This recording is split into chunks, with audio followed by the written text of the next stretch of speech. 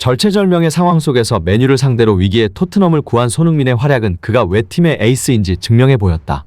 프리미어리그 30라운드 대한민국 국가대표 공격수 손흥민이 어김없이 선발 출격했습니다. 토트넘은 절벽에 내몰렸다고 표현하는 게 적절한 상황이었는데요.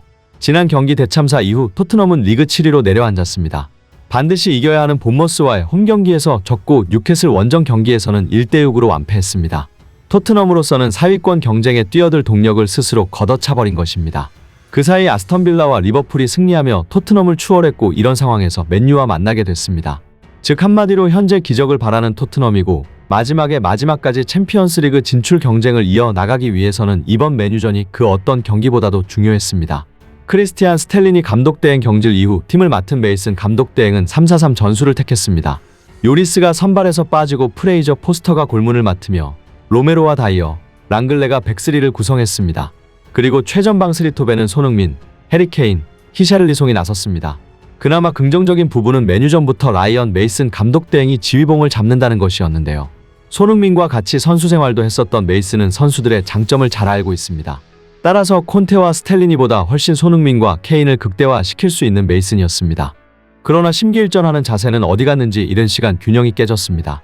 전반 6분 래쉬포드가 중앙으로 파고든 다음 왼쪽 측면으로 연결했고 페널티 박스 안에서 기회를 잡은 산초가 골문 구석을 노려 슈팅한 것이 그대로 골망을 흔들며 선제골이 됐습니다. 이 과정에서 토트넘 수비진은 뉴캐슬전 대참사를 떠오르게 했습니다. 두 명의 선수가 막는데 제대로 커버하는 움직임조차 보이지 않았고 뒷걸음질을 치는 바람에 슛각을 너무나 쉽게 허용했습니다. 이때부터 토트넘 하스퍼 스타디움의 관중들은 침묵에 빠졌습니다. 수비는 최악이었지만 그나마 토트넘의 공격 전개 양상은 생각보다 나쁘지 않았고 공방전이 벌어졌는데요. 이 과정에서 손흥민은 고군분투하며 맨유의 수비진을 휘저었고 전반 13분 침투하는 히샬리송에게 결정적인 패스를 날려주기도 했습니다. 그러나 경기력이 괜찮아지려던 시점 억제기 페리시치가 사고를 쳤습니다. 전반 42분 토트넘의 결정적인 역습 찬스에서 페리시치에게 공이 전달됐는데요. 반대편에는 언제나 그렇듯이 열심히 쇄도하는 손흥민이 있었습니다. 침묵하던 경기장에는 함성이 울렸고 모두가 손흥민에게 패스를 건네줄 것이라고 기대하고 있었습니다. 하지만 공을 잡은 선수는 페리시치였고 그는 한순간도 지체하지 않고 슈팅을 때렸습니다. 슈팅은 허무하게 키퍼 정면으로 향했고 오히려 맨유의 역습 찬스가 됐습니다. 역습 찬스에서 브루노가 래쉬포드를 향해 롱볼을 전달했고 다이어가 쫓아왔지만 슈팅 각도를 좁히지 못했습니다. 결국 토트넘은 중요한 순간에도 또 한 골을 실점하고 말았습니다.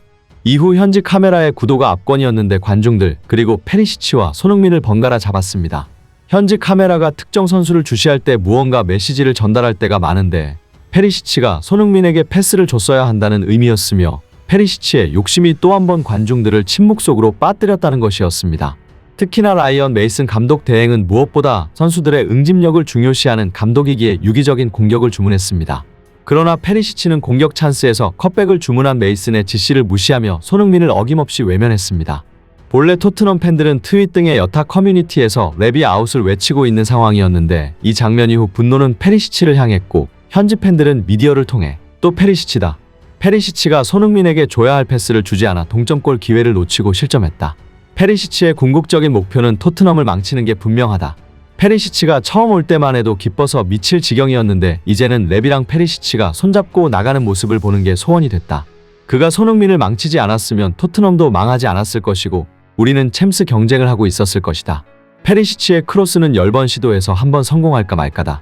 그런 선수가 제일 날카로운 역습을 하는 소니에게 일반적인 패스조차 제대로 하지 않는다니 대체 어떤 팀에서 보낸 스파이인지 의문이다. 등의 반응을 보였습니다. 하지만 억제기가 있는 상황에서도 손흥민은 엄청난 활약을 하여 맨유를 폭격했는데요. 홀로 하프라인에서 맨유 수비 4명을 제치며 맨유 진영을 횡단하기도 했고 사실상 린델로프의 퇴장까지 만들어내야 했던 엄청난 스킬을 선보였습니다. 후반에 손흥민은 케인과 함께 공격을 주도했고 그리고 78분 손캐 콤비네이션이 터졌습니다. 오른쪽에서 공을 잡은 케인이 반대편 쇄도하는 손흥민의 움직임을 정확하게 포착했고 공을 전달했는데 손흥민은 지체 없이 골로 연결시켰습니다. 사실 데헤아가 각을 완벽하게 좁혔기에 어려운 상황이었는데 손흥민은 기술적인 칩슛으로 완벽한 골을 만들어냈습니다. 손흥민의 활약에 힘입어 토트넘은 분위기를 반전시키는데 완벽히 성공했고 영국 매체들은 이것이 손흥민이 가진 힘이라고 표현하기도 했습니다. 토트넘 입장에서는 최근 4경기에서 3골을 기록하고 있는 골잡이 손흥민의 부활은 매우 고무적인데요.